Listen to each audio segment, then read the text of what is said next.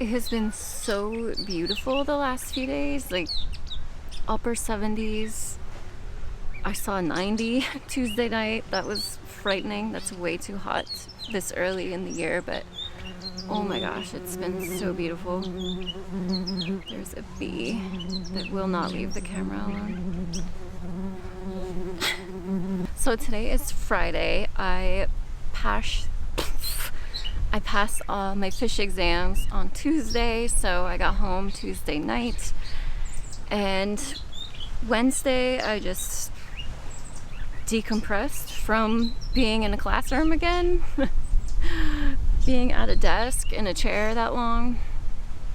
Yeah, I just took Wednesday off. And then yesterday, I was just doing a bunch of like admin things and getting my self together to be prepared to be offshore again. I told my new employer I would be ready to go on a trip starting on Sunday. And this morning I had an email first thing in the morning confirming a trip for Sunday. They want to sail at 2 a.m. So gonna try to get a nap Saturday evening, and yeah, it'll be a 2-day trip. So I've been a little bit apprehensive about this just because I've done it before and I know what I'm getting into. And there's a sailboat and everyone's staring at me. This is kind of funny. Hello. They're circling back away now. They were all waving. I feel ready though. I've been kind of like bored the last couple days, I guess. I mean, I definitely needed some time to decompress from classroom and that environment, but yeah, I don't know. I'm ready to work again. I'm ready. I'm excited, I think. Especially looking at the ocean the last couple days. It has been so sunny, beautiful, calm. And yeah, like it's all well and good when it's calm and nice, right? So just a little nervous, but it'll be fine.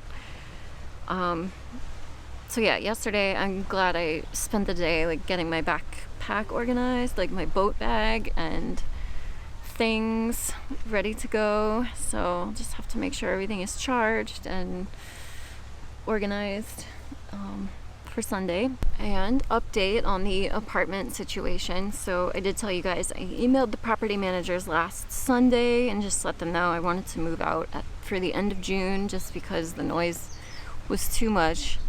And when I got home Tuesday night, I noticed since then the volume's been much better, so that's been good. And they called me last night and they told me that the building owner had taken the speakers from the food shop downstairs because they were mounted on the ceiling, like directly under my living room / bedroom, like I thought, and they had taken them off the ceiling and put them elsewhere, so I don't hear it as intensely anymore. So that's amazing, but like the building is going to be too loud in general, just with the freezers slamming, and yeah, the customers, the other residents. Like, obviously I don't expect perfection from a rental. I'm not stupid. Like screaming babies, barking dogs, trash man at 4 a.m. Like all of those things are expected, but this one's just exceptionally too much. So I am going to move, but I'm going to take my time to do it. So the property managers called last night and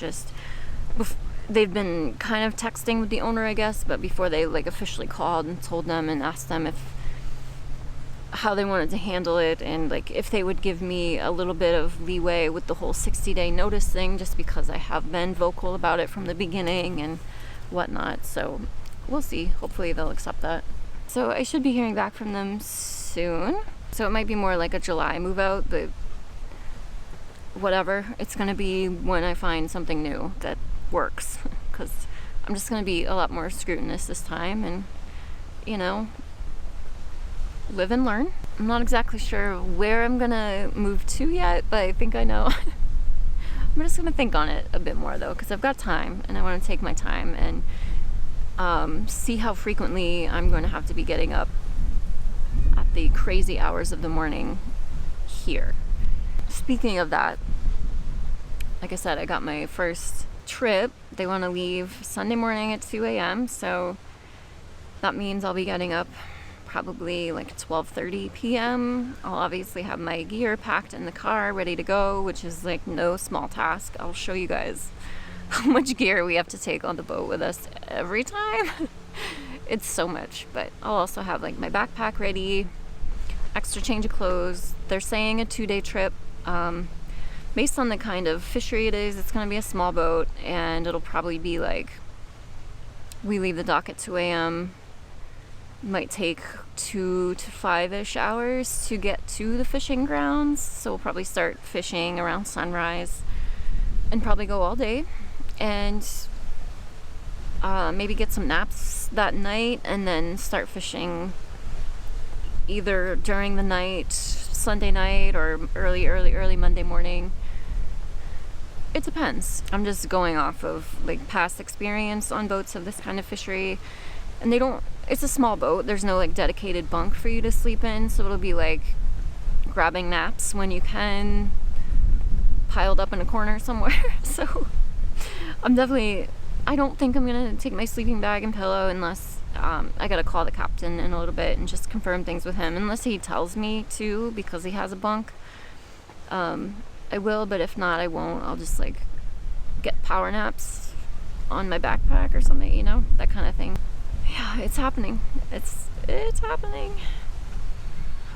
I've been anxious about this just because I do know, like, I deal with seasickness a lot, but there's definitely some things I'm going to do to bolster myself against it, just because I have done this job for 2.5 years before, and you learn like what things agree with you, what doesn't, what works for you, what doesn't. I do need to make a trip to the grocery store now and get boat snacks and things like that, and I'll show you guys what I pack for the boat, just because some of you have asked more about my job, so I'll kind of like share more about that at home in a bit when I pack my boat bag, and I'll explain more because it is kind of a weird job. Hello. It's a couple days later. Admittedly, it's now Sunday. I just took advantage of the weather the last couple days. It has been unseasonably warm the last couple days. Like, absolutely gorgeous. In the 80s, sunny. So I've just been enjoying the outdoor space and finding all of the great trails around here, because there is a million. Oh my gosh. For like day hiking, or just like a really good long walk in the woods for a few hours, like in trail, not mountainous, but certainly trails with, some elevation. It's so amazing around here. There's just so much to choose from. So I love that. You guys know I'm not trying to stay here forever, but definitely trying to enjoy all of the time that I do have here, especially before tourist season hits full swing, although now it is Memorial Day weekend, which I did not even know was happening until like Friday evening. I was like, why is there suddenly all kinds of flags everywhere? Y'all, I don't know. Holidays just... Anyway, I was supposed to leave on a boat at 2 a.m. this morning, but we're off to a rip-roaring start with that, so I'll talk about that in a second. But I realize I've not shown you guys around this apartment at all, and that's just because of how much I've been not loving it here, but I'm trying to just embrace my time here and not feel like I've made a colossal mistake.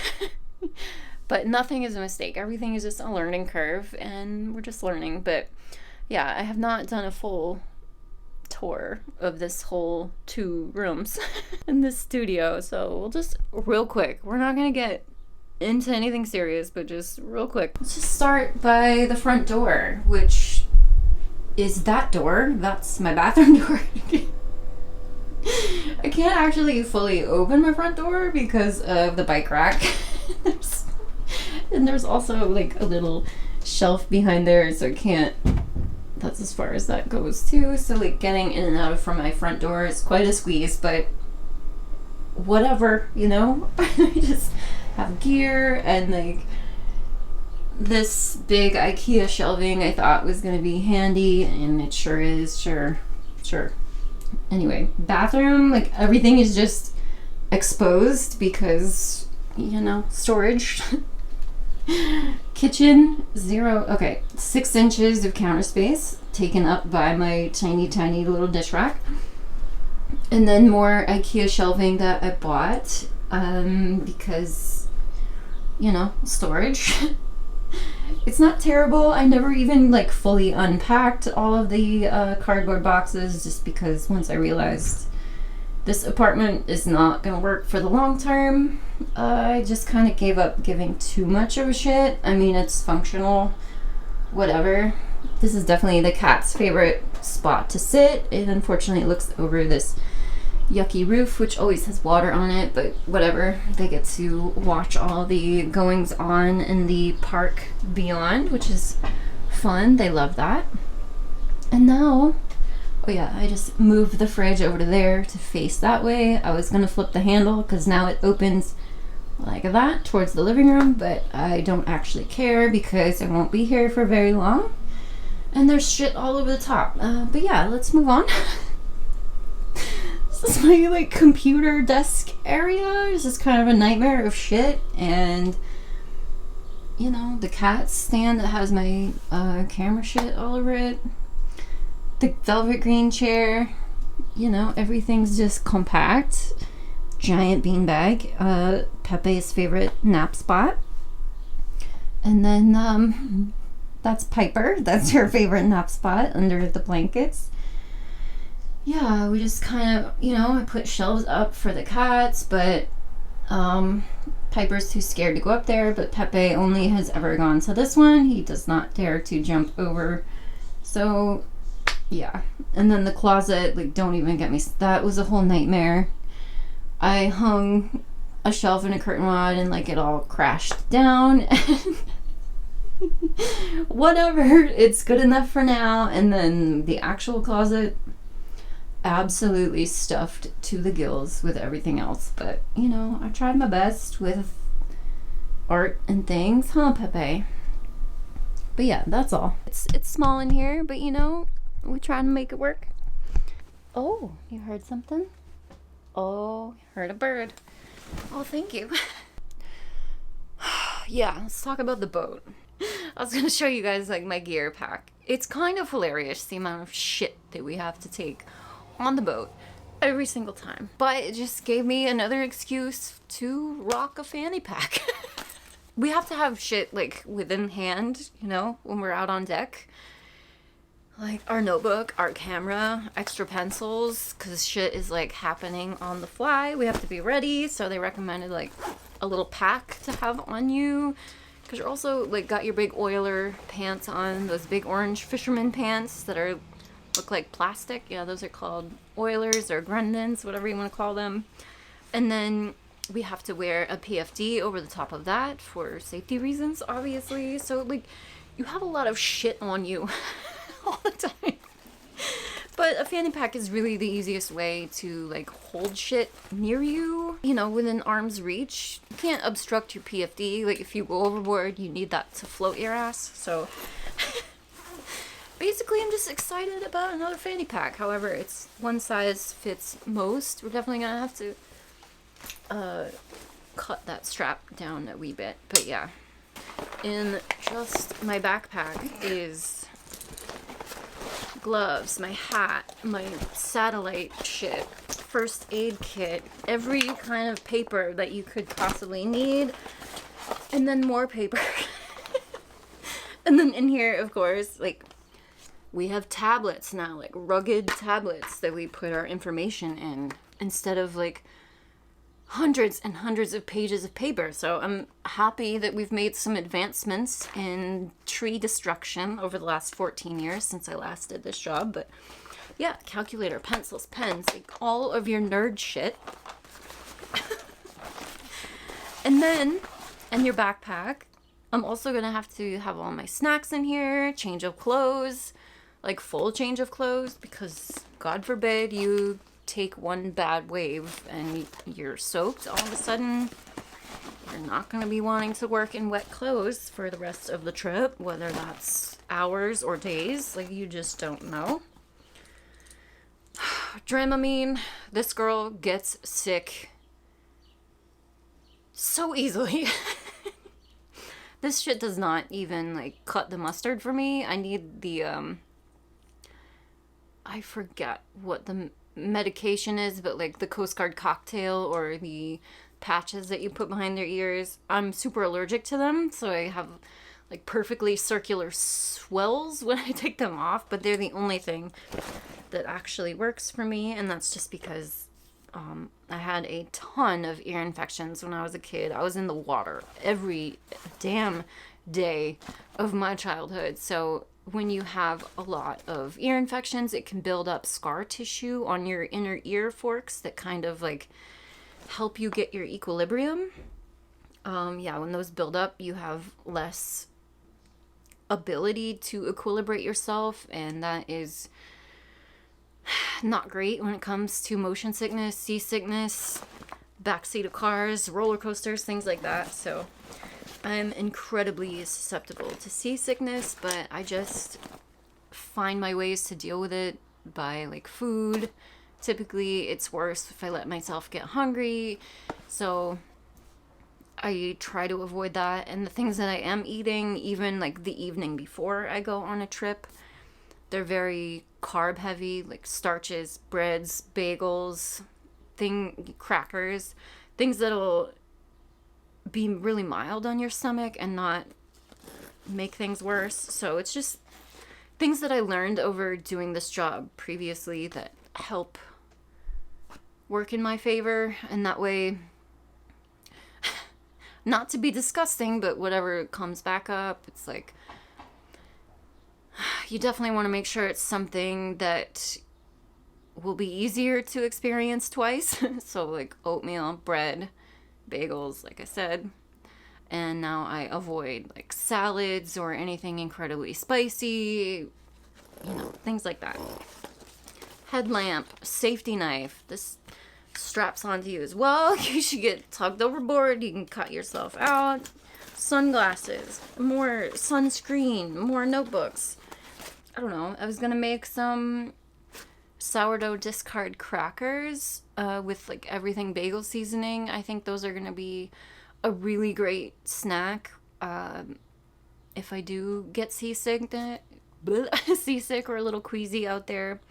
And then I was gonna make power balls. You guys have probably seen like 1,000,001 recipes for those, but just the little like balls that you make out of oats and peanut butter and shredded coconut and chocolate chips. They're basically like a granola bar, but in ball form. I was gonna make some of those. I just didn't end up making those things yesterday just because it was looking like the boat wasn't gonna go, and I don't want to make them up and have them sitting around because I'll just eat them all. So I'm gonna hold off. I'll probably get reassigned, I hope, maybe for tomorrow. I'm not sure, but let's talk about that for a second.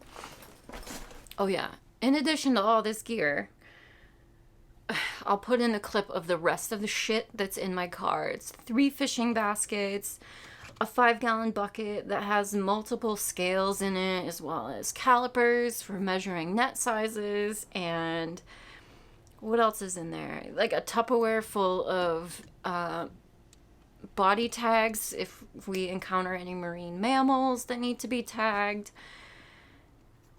And then there's also, now we have this big ass electronic scale that has a big ass calibration weight in it that has to come on the boat with us.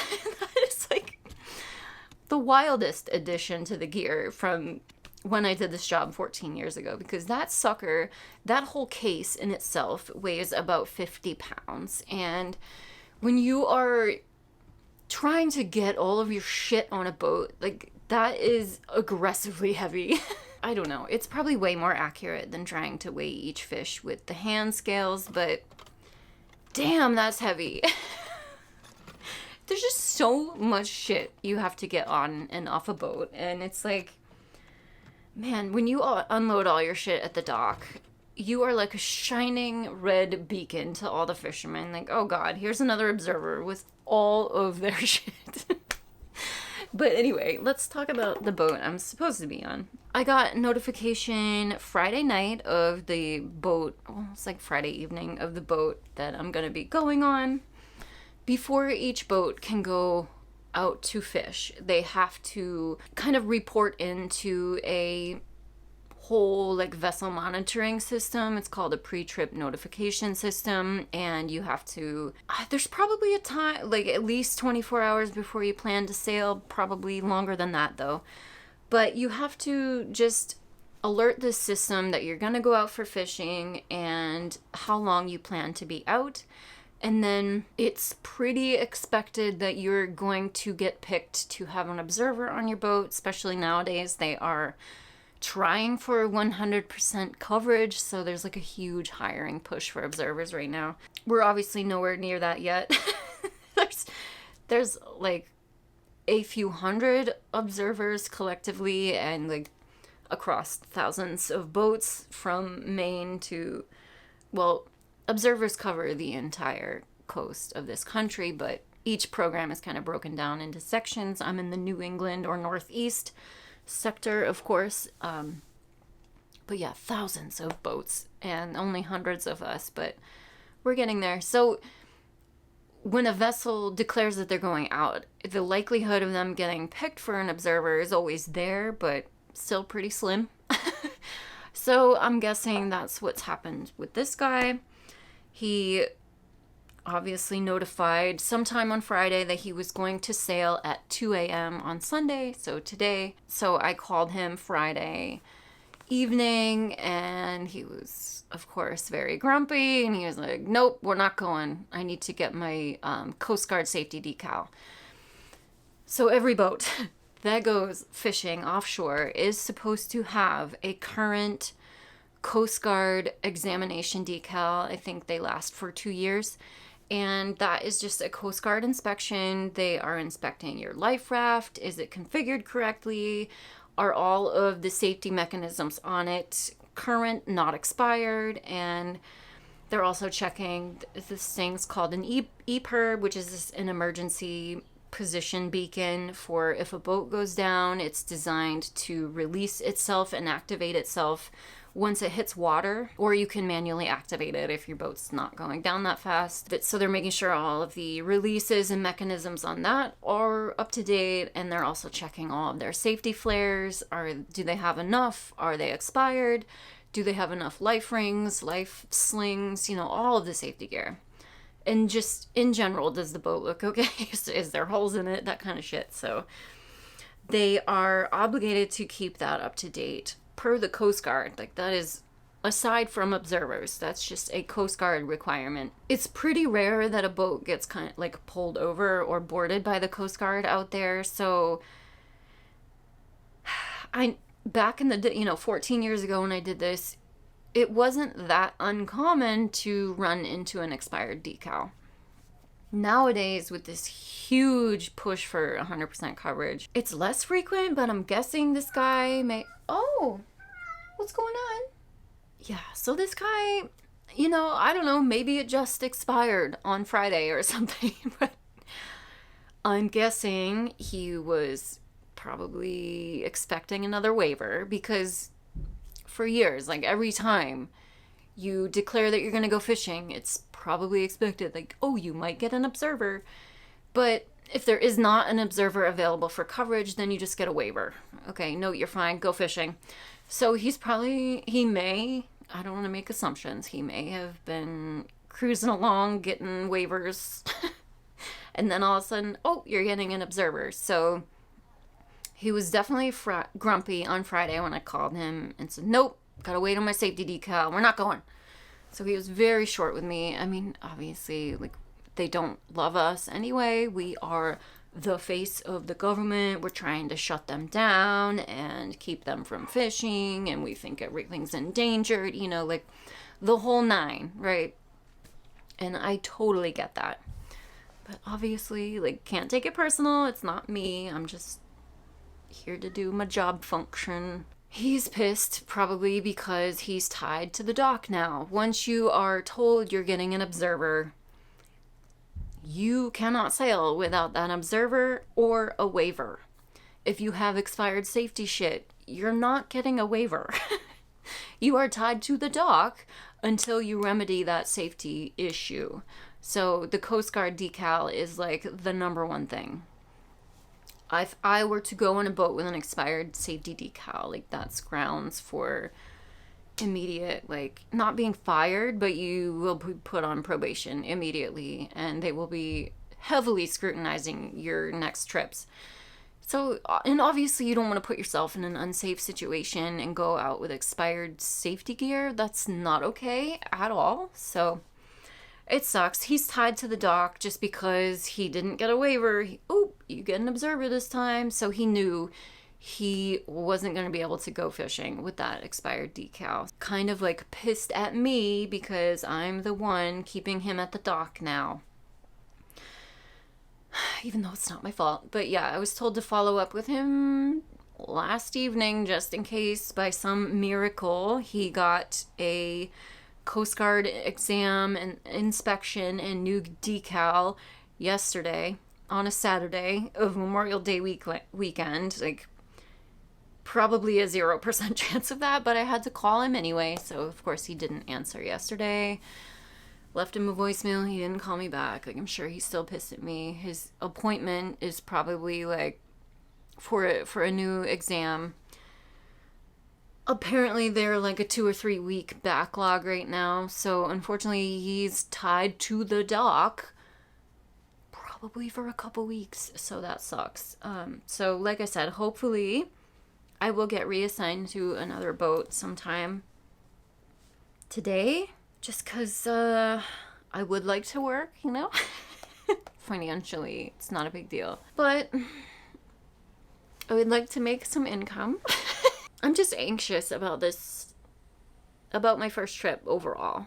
It has been 14 years since I last did this job, and I quit because of a horrifying seasickness experience because the captain wanted to fish right up till the bitter end of a fucking hurricane. And just real brief story. I know I get yucky with my stories, but it was New Year's Eve 2009 going into 2010. It was like day 3 of a 5 to 7 day trip on a Portuguese boat, and the only people who spoke English were the captain and the first mate. They spoke a little broken English, but that was it. So it was like very quiet trip for me. Didn't really talk to anyone because I really couldn't. Apparently, and this is, back then, we did not have these suckers. We did not have communication with land back then. Like, this advancement in technology and the fact that they give us like 8,000 bytes of data to use every month to like text your family and friends. Like, you could text them every day if you wanted, and hey, I'm still alive. Like, what?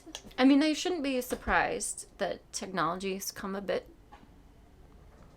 along these last 14 years, but it's just like wild to me that we have communication with land nowadays. Like, before it was like, all right, fam, I'm leaving.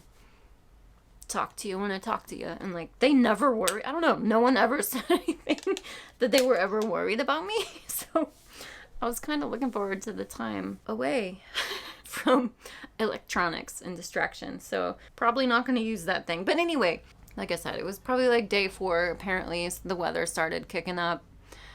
I didn't ever ask about the weather just because kind of when you're in that situation, it's just best not to know sometimes, if that makes sense. But I could see the weather was starting to get shitty. It got to the point where I was out on deck, but I was like up next to the wheelhouse and under the roof, and we were in like 5 to 7 foot seas at this point, and they were just working that crew out on deck. Like, I was watching the crew just get washed across deck on those last couple tows. I was like, I'm not even, for safety reasons, not going out there and trying to weigh any of these fish. Like, fuck that. Yeah, and I watched, they had what I think was a new crew member for that trip because he looked really young. And I could tell they were kind of teasing him a lot. And I just watched him like get washed, like a full leg out the scupper. Luckily caught himself with the other leg, and I was just like, what the fuck are we still doing fishing right now? I don't know if they kind of told me like we're gonna start heading in, so I was definitely getting nauseous at this point, and I was like, thank God, because I can tell it's getting shitty, obviously. And as the hours went, it just got worse and worse. I didn't know there was a nor'easter upon us, which a nor'easter is what us New Englanders call like a wintertime offshore hurricane, basically. It's really fun on land for those snow days, but not so fun out at sea.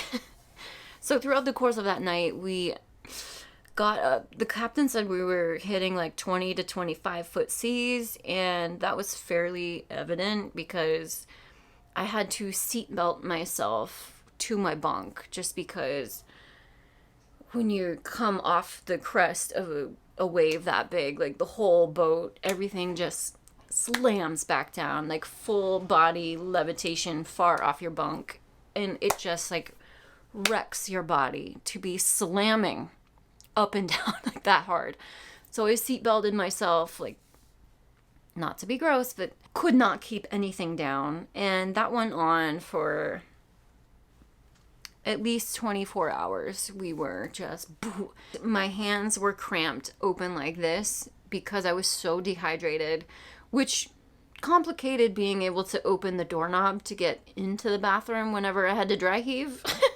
I had to like throw my hip up against a hand and kind of try to like spin the knob. It was, and in my mind, I'm like, all right, we're like 36 hours away from the dock, because that's about how long it takes to get out to the fishing grounds. So in my head, I was like, just survive these 36 hours, because like I couldn't even keep water down. It was so bad. I was crawling back and forth. Thank goodness the bathroom was the next door down from my room, but I was crawling, hands and knees, like also the boat just, it was so terrible.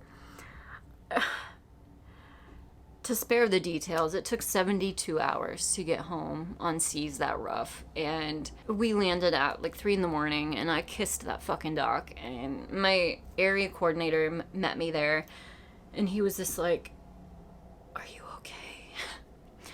You've been the only boat on the water for the last 72 hours. We have all been on land watching you, because, you know, from the radar you can see any boat. And I was like, cool, good to know. Didn't need to know that, but like I felt like hell. I got home and my roommate was up because she was getting ready to come here to Gloucester for a day trip, and she was just like, whoa, are you okay? Do you need to go to the hospital? I was like, I just need a little snack, a little water, a little nap, and I'm gonna be right as rain. But like, something about psychologically being trapped in that environment where you have no control, and a crazy fucking captain. Because the other thing that my area coordinator said, he was like, yeah, that captain's kind of crazy. He's sunk like 4 boats so far. May or may not have been for insurance reasons in there, but either way. And I was like, don't tell me these things. Like, not helpful at all. But that was probably the worst 72 hours of my life. Like, my body was completely wrecked, and to keep me from quitting at that point, they were like, you know what, why don't you just sit the winter out and we'll put you on a dockside project. And they did. So I was on land till like spring that year before I went on another boat, just because I was fucking terrified. Like, let's just call it what it is. Terrified. I'm still terrified of being in that situation, which is why I was so damn adamant when I took this job. And before I accepted, I said, I only want day trips. That's it. Because I can survive anything for 24 or 36 hours. 72 hours of being out on George's Bank and just stuck in a situation where you can't get yourself out of it, and you are having like the worst experience of your life. Just not a place I ever want to be again. So I'm feeling better about it now that training's over, and like just getting to talk about it again and like get my head back in the game, I feel better about it, which is why I was like, a 2-day trip. Okay, sure. And that's what I was supposed to be on right now. But like, y'all, that shit is brutal when you are very prone to seasickness and like when you're just in a situation you have no control over. It sucks more than anything, but I'm still trying to be excited about this job regardless, because the absolutely amazing magical moments more than overshadow the shitty ones. It's just a matter of setting myself up to have better moments. We're gonna see how it goes, but first things first, I need to get a trip first. But anyway, that's just a long-winded backstory of absolutely everything. I still haven't heard any updates from the property management team and the owner of the building and how we're gonna handle me moving out of here, but it's happening one way or another. Housing is a bit tight. I can't really find anything to move to, but luckily it's nothing urgent. So in the meantime, I'm just gonna try to continue to enjoy my time here and enjoy all of these lovely walking paths and trails and the harbor and being able to walk downtown and this amazing food here. You guys, holy crap. The Italian bakeries and delis and homemade pastas, like, just gonna enjoy my time here while I can. Thank you guys for listening. Thank you for your support through this life speed bump. I like that. A lot of you have been saying it's just a speed bump. I love that, because you're absolutely right. No situation is permanent. We'll just try our best to come out of this as financially okay as possible. So keep you updated on that as well. Thank you guys so much for watching. I will see you again very soon. Bye.